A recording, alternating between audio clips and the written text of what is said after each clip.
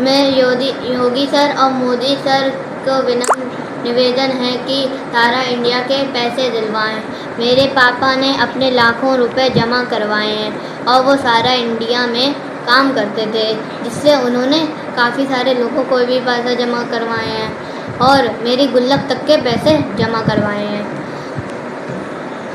अगर वो मेरे गुल्लक के पैसे नहीं मिले तो मेरी पढ़ाई रुक सकती है और मुझे मेहनत मजदूरी करनी पड़ेगी। मेरे भी गुल्लक के पैसे सारा इंडिया में जमा हो गए थे, इसलिए और अगर मेरे गुल्लक के पैसे नहीं मिले तो मैं भी मेहनत मजदूरी करूँगा। मोदी सर और योगी सर से हाथ जोड़कर नमस्कार। मैं योगी सर और मोदी सर को विनम्र निवेदन है कि सारा इंडिया के पैसे दिलवाएं।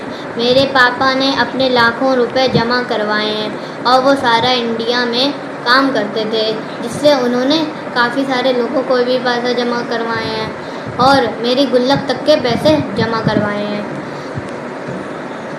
अगर वो मेरे गुल्लक के पैसे नहीं मिले तो मेरी पढ़ाई रुक सकती है और मुझे मेहनत मजदूरी करनी पड़ेगी।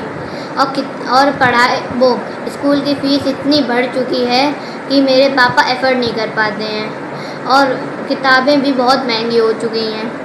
इसलिए मैं मोदी सर और योगी सर से विनम्र निवेदन करता हूँ कि सारा इंडिया के पैसे दिलवाएं।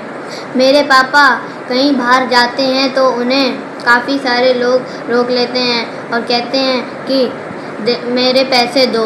वो मेरे पापा को धमकियाँ देने लगते हैं। वो कहते हैं हम तुम्हारी बाइक छीन लेंगे, वो कहते हैं हम तुम्हारे चीज़ छीन लेंगे। मेरे पापा इसी डिप्रेशन में कहीं जाते नहीं हैं और मेरे पापा का कारोबार भी नहीं चल रहा है और इसी कारण वो बाहर नहीं जाते हैं और उनका इतना कारोबार भी नहीं चल रहा है। अब वो अंदर बैठे बैठे डिप्रेशन में रहते हैं, रोते रहते हैं। मैंने उनको एक बार देखा है कि वो रो रहे थे। मैं उनके पास गया, मैंने पूछा क्या हुआ। वो कह रहे थे कुछ नहीं हुआ।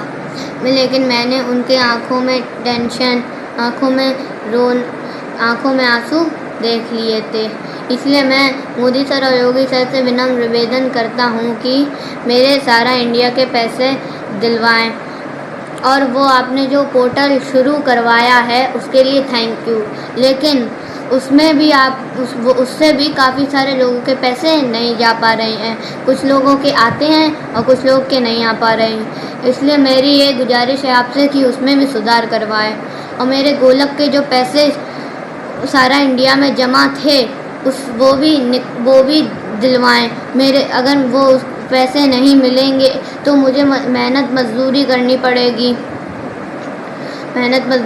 पड़ेगी और फ़ीस इतनी बढ़ चुकी है कि मेरे पापा फ़ीस टाइम पे नहीं दे पाते हैं।